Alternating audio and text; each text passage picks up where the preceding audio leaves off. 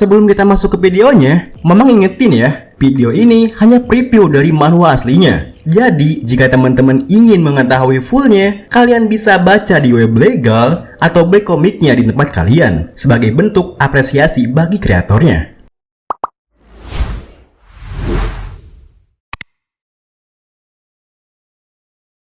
Hao ni hao semuanya. Kali ini kita bakal lanjutin manhwa Negerinya Para Penyihir.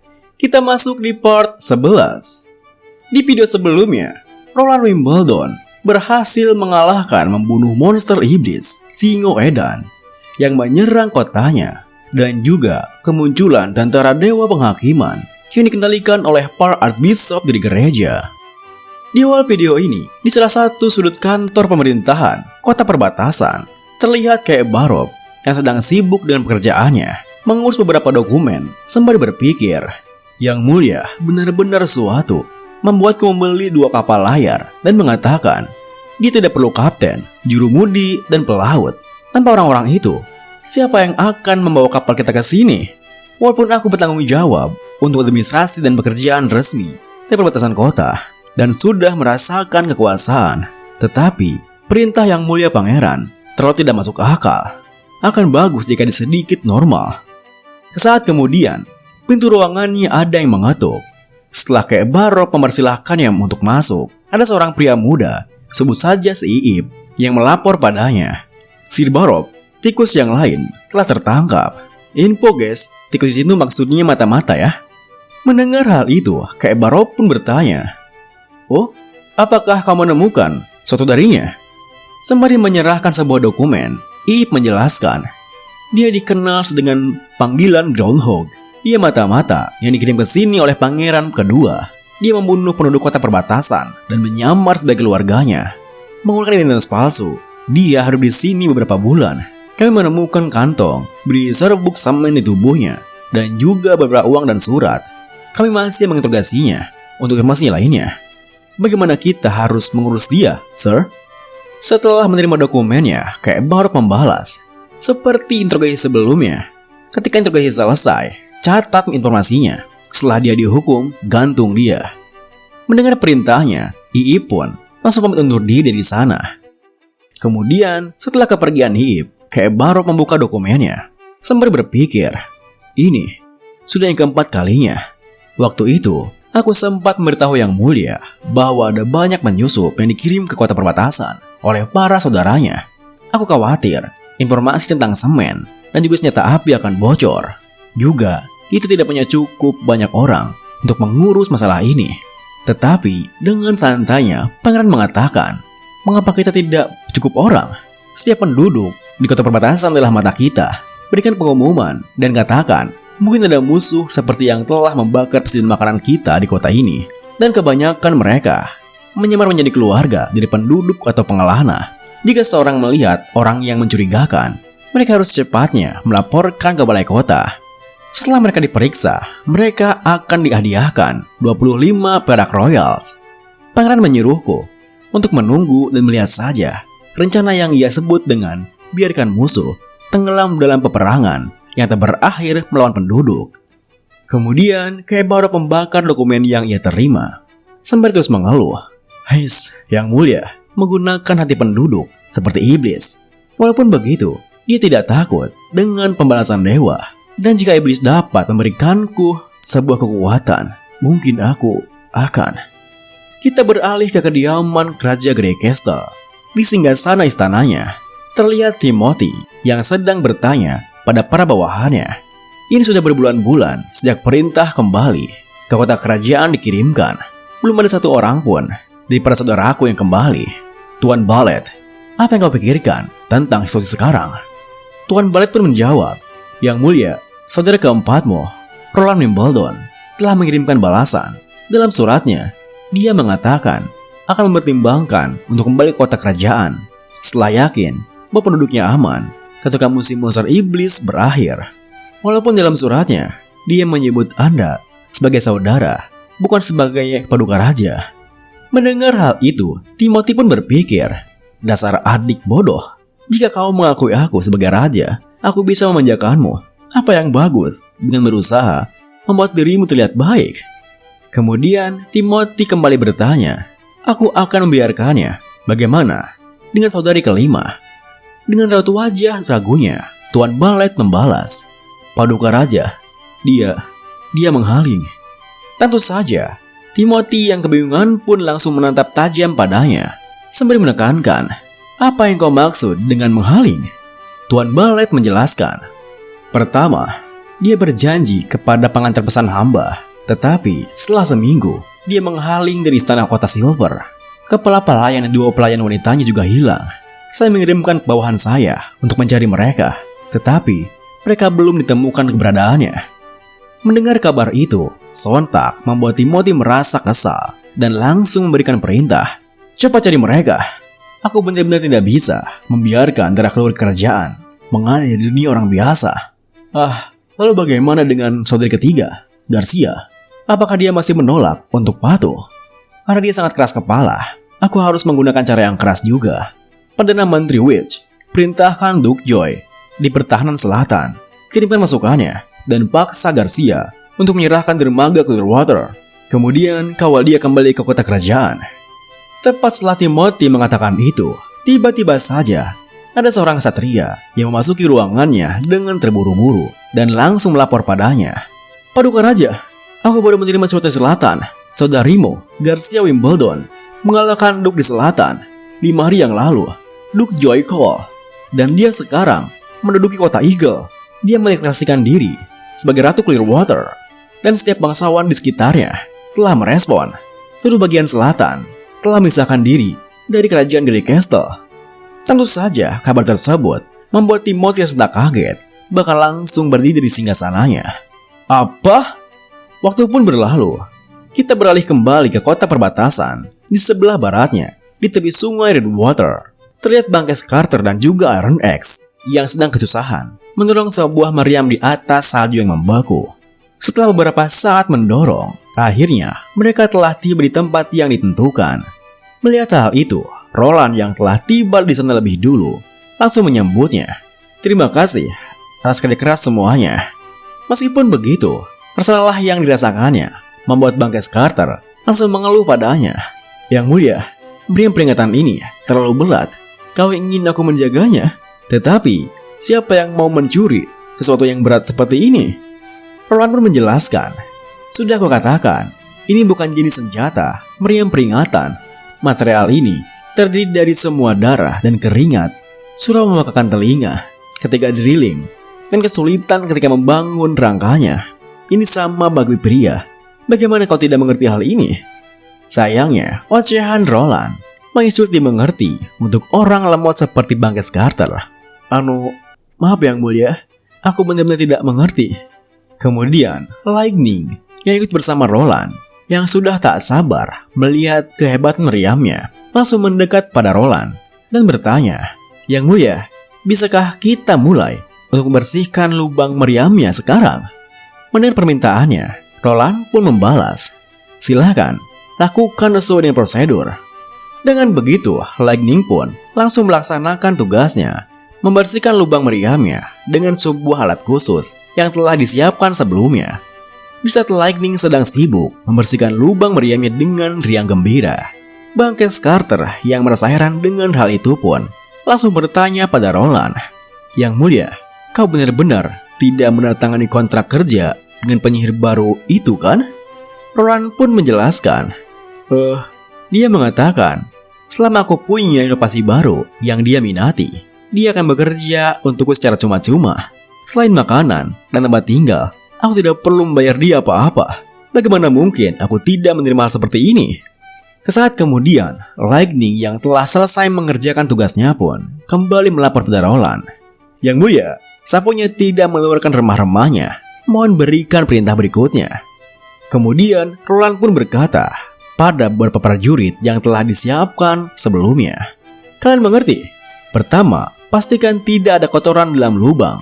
Berikutnya, kita masukkan bahan peledak dan peluru ke dalam lubangnya. Setelah itu adalah kunci bagaimana mengoperasikan meriamnya. Kalian perhatikanlah baik-baik." Mendengar hal itu, prajurit yang akan ditugaskan pun menjawab dengan serentak, "Siap, kami mengerti."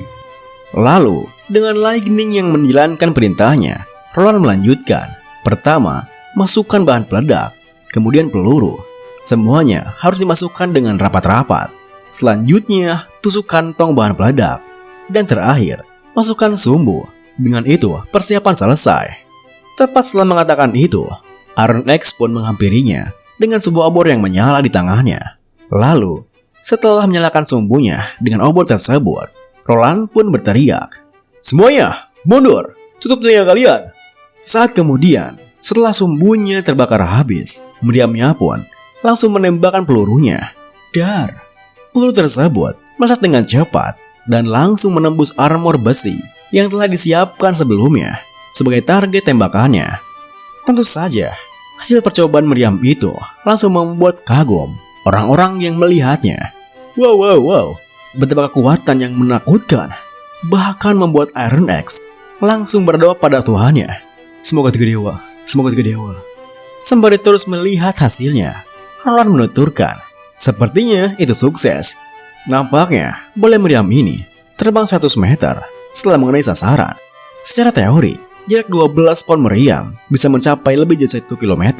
Dari hasil tesnya, hasil tidak begitu buruk. Sesaat kemudian, Roland yang ditemani Bangkes Carter langsung menghampiri armor tadi yang jadi targetnya. Sembari melihat armornya, Bangkes Carter berkomentar, kekuatan penetrasi yang menakutkan, bahkan armor pasukan dapat ditembusnya. Tetapi yang mulia, walaupun senjata ini sangat kuat, ini juga terlalu berat. Jika dia terjebak, maka itu tidak bisa digerakkan. Dan ketika ditembakkan, lubang peluru perlu dibersihkan. Kemudian, bahan peledak dan bolak meriam perlu dimasukkan lagi. Ditambah lagi, bahan peledak dan bola meriam lebih berat dari meriamnya sendiri. Aku takut jika hanya satu meriam saja memerlukan 5-6 orang untuk mengoperasikannya. Mendengar hal itu, Roland pun membalas, memang, tetapi semuanya akan berarti selama kita mempunyai 2-3 meriam lagi. Maksudku, monster iblis, tipe kura-kura besar tidak pernah akan bisa melewati dinding. Tentu saja, perkataan Roland barusan yang keceplosan membuat Bangkes Carter bergumam. Aku pikir Anda baru saja mengatakan sesuatu yang harusnya disembunyikan. Kemudian, tanpa mempedulikan hal itu, Roland melanjutkan. Tentang beratnya, aku berencana menangani pelemahannya menggunakan kapal. Barab telah pergi ke kota Willow untuk membalikanku kapal layar. Sembari membayangkan kapalnya, Roland berpikir, menggunakan kekuatan manipulasi angin Wendy untuk mengontrol layar kapal, kita dapat dengan cepat memindahkan pasukan dan meriam kita di belakang pasukan Duk. Ketika waktunya tiba, ini bisa dipakai untuk mengepung dan menghancurkan pasukan Duk. Beberapa saat kemudian, Roland yang telah kembali ke ruang kerjanya langsung dikejutkan setelah mendengar laporan dari Kayak Barop bahwa ia tidak mampu membeli kapal seperti keinginannya. Kemudian, sembari menunjukkan dokumen hitung-hitungannya, Kayak Barop menjelaskan, Yang mulia, sepertinya begini, harga 2 buah kapal layar antara 80 sampai dengan 120 emas royals. Tetapi, ini hanya harga pembangunan kapal. Ini belum termasuk menambahkan anggota kapal, pendayung, jurumudi, pelaut, dan kaptennya. Total biaya, paling tidak, 200 emas royals. Sekarang di balai kota, mempunyai dana 350 emas royals. Jika kita menghabiskan sejumlah besar emas untuk membeli kapal, pasukanmu tidak akan menerima gaji bulan depan. Tentu saja, mendengar penjelasannya yang begitu rinci, membuat Roland tak bisa banyak menyangka dan hanya bisa menggerutu. Bukankah aku bilang tidak memerlukan pelaut, pendayung, Namun, sebelum Roland menyelesaikan gerutunya, Kayak Barop langsung menyalahnya. Tetapi yang mulia, kota Willow tidak punya jenis transaksi yang seperti itu. Anggota kapal selalu pergi dengan kapalnya. Jika Anda ingin membeli kapal, Anda harus mempekerjakan mereka. Walaupun saya bisa membeli kapal baru dari pelabuhan seperti Clearwater, Sinweiser, dan tempat yang lain, tempat itu terlalu jauh. Itu artinya akan menghabiskan banyak biaya. Tanpa mengindahkan ocehan Kayak Barop, tiba-tiba saja Roland terpikirkan sebuah ide. Tunggu, mengapa aku tidak membuat kapal sendiri? Mendengar perkataan randomnya, Kayak Barop pun kembali berkomentar. Anda mengatakan akan membuat kapal? Bagaimana caranya? Roland pun menjelaskan, pertama, kapal ini harus mampu memindahkan 1 atau 2 meriam, ditambah dengan pasukan sekitar 30 orang. Itu akan bisa bergerak dengan bantuan manipulasi angin Wendy untuk mengendalikan jalannya kapal. Dan juga, itu akan berlayar di sungai bagian dalam. Jadi harus stabil dan kuat, dan juga tak mudah tenggelam. Akhirnya, itu akan mudah untuk dioperasikan. Jadi militer akan bisa mengendalikannya setelah latihan. Baiklah, sudah diputuskan. Kita akan membuat kapal. Mendengar hal itu, kayak Barop yang masih kebingungan pun kembali bertanya, tetapi yang mulia, jika kau ingin membuatnya, apa yang akan Anda gunakan untuk membuatnya? Sambil membayangkan bahannya, Roland menuturkan, benar, walaupun kayu adalah material ringan, aku tidak tahu konstruksi kapal menggunakan itu. Jika aku membuat rakit, itu akan mudah sekali untuk pecah. Dan untuk kapal besi, walaupun aku bisa dibantu anak dalam pengelasannya, tetapi biji besi yang kusimpan untuk membuat senjata api tidak akan cukup untuk membuat kapal. Oh, benar juga. Kita masih mempunyai banyak sisa semen di konstruksi dinding. Mari buat kapal semen. Benar, kita hanya perlu membangun rangka luar menggunakan kayu, menyusun batang besi, kemudian menuangkan semen. Itu murah dan mudah dibangun, dan juga sangat kuat. Barop, cepatlah pergi dan suruhlah Carl untuk membangun fasilitas pembangunan kapal sementara di samping sungai Redwater. Tidak perlu kompleks, gudang saja sudah cukup. Itu perlu ruang yang lebar dengan dinding setempat seperti itu. Bisa dibangun dengan dibongkar dengan mudah. Oke, mari kita mulai menggambar desainnya. Melihat tingkah Roland yang begitu bersemangat, kayak Barop pun tak bisa berbuat banyak dan hanya bisa bergumam. Anda benar-benar berbuat seperti apa yang Anda inginkan. Waktu pun berlalu. Di tepi sungai Redwater, di fasilitas sementara pembangunan kapal, terlihat rangka kapal yang sudah mulai jadi. Hari itu, Roland mengunjungi fasilitasnya bersama dengan para penyihirnya. Lightning sendiri yang baru pertama kali melihat hal aneh itu dengan sangat antusias terbang ke sana kemari, melihat-lihat pengerjaan kapalnya, sembari terus bertanya pada Roland, "Yang mulia, penemuan apa lagi yang kau kerjakan? Apakah ini bak mandi besar? Kau benar-benar pangeran. Bahkan, bak mandinya saja besar sekali." Mendengar hal itu, Roland pun membalas, "Ini bukan bak mandi, ini adalah kapal." Perkataan Roland tentu saja membuat Lightning semakin penasaran. "Kapal? Aku tak pernah melihat kapal yang bentuk seperti ini. Yang mulia, kau tak bisa membodohi aku. Ayahku Thunder adalah petualang terhebat. Aku besar di atas kapal." Roland yang baru pertama kali mendengar nama ayahnya pun langsung balik bertanya, "Thunder? Siapa itu? Aku belum pernah mendengar namanya." Tentu saja, Lightning yang semakin penasaran pun langsung mendekat padanya sembari membalas, "Bagaimana Anda belum pernah mendengar nama terkenal seperti Thunder?" Sementara itu, di saat mereka berdua berdebat, Wendy yang merasa lucu dengan tingkah mereka pun berkomentar, "Hihi, aku tidak pernah menyangka Lightning yang mulia bisa akrab satu sama lainnya, walaupun kami baru saja datang ke sini." Mendengar hal itu, Night Angel yang ada di sampingnya menimpali.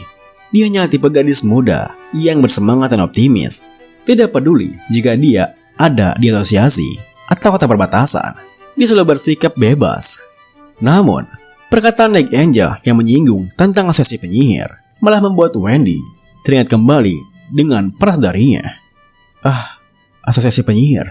Aku tidak tahu jika saudari kembali ke perkemahan dengan selamat atau tidak. Di sisi lain, di jalur gunung yang tidak dapat dilalui, tempat terpencil di dalam gunung, terlihat beberapa penyihir lengkap dengan jubahnya sedang berjalan beriringan di tengah hujan salju yang terus menerpanya. Sesaat kemudian, penyihir paling depan yang bertugas untuk mengintai tiba-tiba saja berteriak, "Mentor yang terhormat, ada monster iblis yang mendekat dari depan." Mendengar teriakannya, Cara yang digendong oleh Lev pun menuturkan, "Turunkan aku, Lev, pergi dan bantu mereka." Setelah menurunkan Cara, Lev pun langsung bergabung dengan saudari lainnya yang berada di garis depan, tak jauh dari mereka bertiga yang bersiaga. Terlihat bayangan dua monster iblis yang semakin mendekat pada mereka, sembari memperhatikan Lev dan dua saudarinya. Cara yang masih kesal dengan Night Angel pun berpikir, Night Angel sialan. Jika bukan karena rencananya, aku akan bisa berjalan dan bertarung sendiri. Ketika aku menemukan Gunung Suci dan mengumpulkan para penyihir, aku akan memastikan untuk mencabik mayatmu menjadi kepingan-kepingan remeh. juga Wendy dan Lightning, aku tidak akan memberi ampun pada kalian. Dan juga pintu Gunung Suci tidak akan terbuka untuk kalian.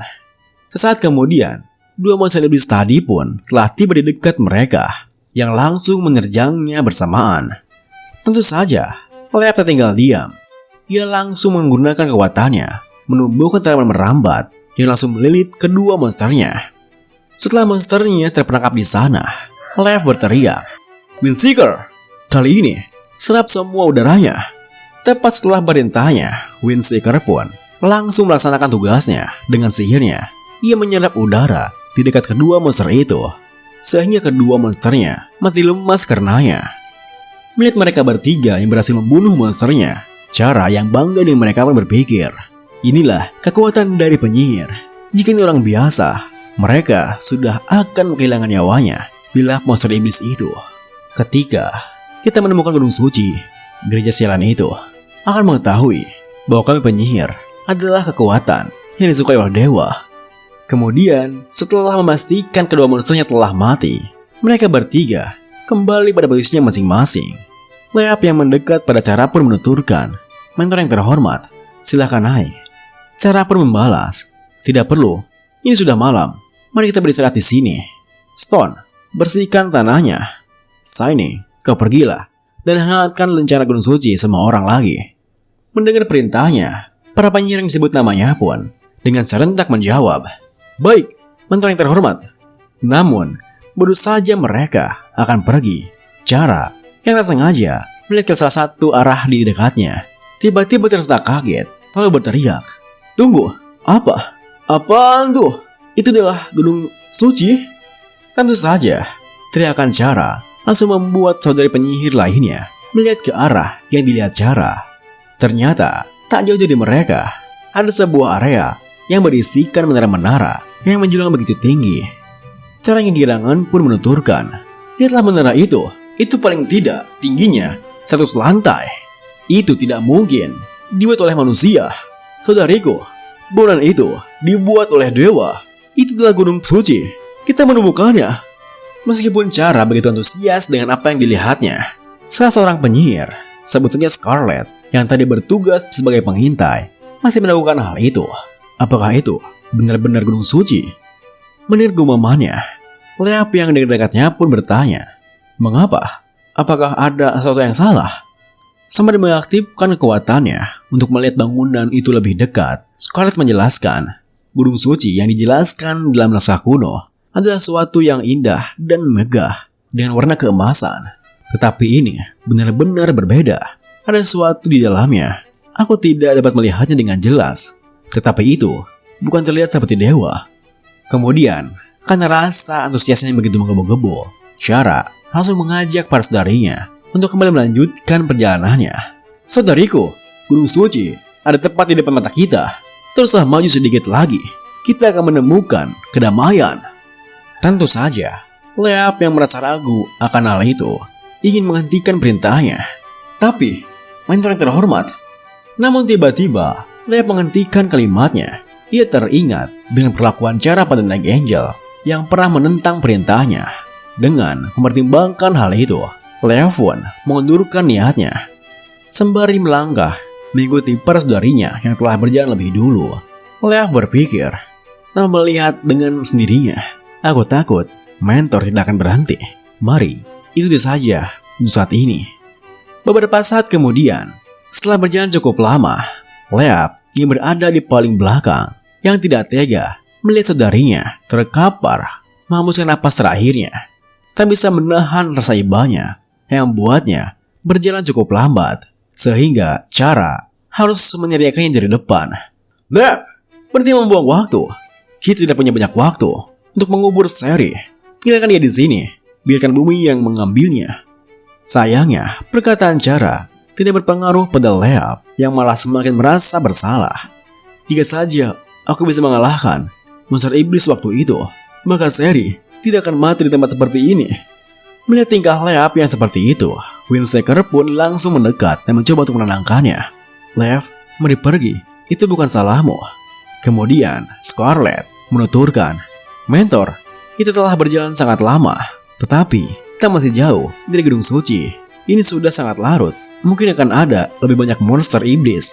Untuk keamanan yang lainnya, mari kita kembali ke persembunyian di gunung sebelumnya. Aku akan menunjukkan jalannya, dan Lady Favor akan meneranginya. Kita mungkin bisa kembali tengah malam nanti. Tentu saja, Cara langsung menolak mentah-mentah usulan mereka. Tidak, bagaimana mungkin kita bisa berhenti sekarang? Kita telah menghabiskan waktu sepanjang siang untuk kesini, berhenti di tengah jalan. Saudariku, Dewa sedang menguji kita. Tanpa keinginan yang kuat, kau tidak akan sampai Gunung Suci. Terus maju hanya sampai ke pintu Gunung Suci. Tidak di depan, kita akan lega dan beristirahat. Namun, baru saja mereka akan melangkah. Penyihir yang menggendong Cara tiba-tiba tersentak kaget, lalu berteriak, "Mentor, lihat ke langit! Gunung Suci! Gunung Sucinya menghaling!" Mendengar teriakannya, Cara yang juga melihatnya pun ikut tersentak kaget. Bagaimana mungkin? Itu pasti karena langit menjadi gelap dan kita tidak dapat melihat dengan jelas. Sayangnya, Scarlet yang telah memastikannya dengan matanya langsung menyangka perkataan Cara. Tidak, Mentor. Sungguh, tak ada apa-apa di depan kita. Hal itu pun sontak membuat penyihir lainnya meragukan keputusan Cara. Di tengah keraguannya, Lea berpikir, kota yang tidak dapat kita dekati, ilusi mengambang di udara, menghilang ketika matahari terbenam. Dengan semua ciri-ciri yang ia pikirkan, Lea pun menuturkan, kita telah tertipu. Itu bukan Gunung Suci. Yang kita lihat adalah Fata Morgana. Mendengar perkataannya, Cara yang mulai ragu dengan apa yang dilihatnya pun bertanya, Fata Morgana? Apa itu? Dengan wajah soknya, Lea menjelaskan, itu pernah disebutkan di cerita Lightning. Fenomena ini sering dilihat di laut, tetapi jarang terlihat di daratan. Yang kita lihat tak lebih dari sekedar ilusi. Kota sebenarnya mungkin berada sangat jauh atau tidak pernah ada di depan kita. Namun, meskipun penjelasannya begitu detail, Cara masih kekeh dengan pilihannya. Paling tidak, itu benar-benar ada dan tidak menghilang, kan? Tentu saja, Lea yang baru mengalami hal ini tak bisa meyakinkan teorinya. Itu aku tidak tahu. Sebelum perdebatannya bertambah panjang, tiba-tiba saja Scarlet berteriak, "Hati-hati, sesuatu mengarah ke sini!" Mendengar teriakannya, sontak membuat persaudarinya langsung menoleh ke arahnya. Windseeker yang bersiaga pun bertanya, "Masih ada iblis lagi? Berapa banyak mereka?" Sampai mengaktifkan kekuatannya, Scarlet membalas, "Tidak, aku tidak tahu apa itu." Namun tiba-tiba saja, Scarlet dikejutkan di saat ia menyadari ada sesuatu yang melesat dengan cepat ke arahnya. Sayangnya, meskipun Lab sudah memperingatinya, Scarlet yang tak bisa bereaksi tepat waktu, berakhir kehilangan nyawanya oleh sebuah tombak yang menancap di dadanya. Tentu saja, kejadian yang begitu cepat itu langsung membuat semua penyihir di sana terkejut bersamaan. Tak berselang lama, di dekat mereka muncul dua sosok bayangan hitam yang semakin mendekat. Saat itu, Lea yang gemetar pun berpikir, serangan itu, mereka iblis. Alih-alih melarikan diri, tanpa mempedulikan kelelahan yang mereka rasakan, Cara malah menyuruh para saudarinya untuk bertarung.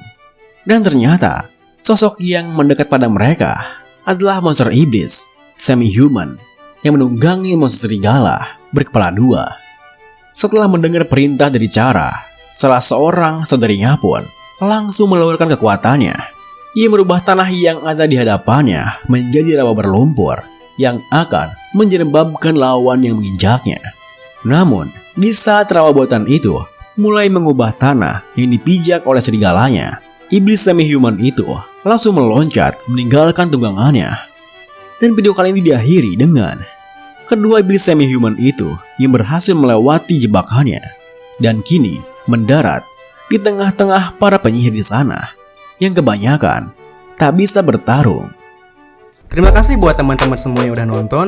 Mohon maaf jika ada salah-salah kata atau pengucapan Mamang yang kurang jelas. Sampai jumpa di video berikutnya.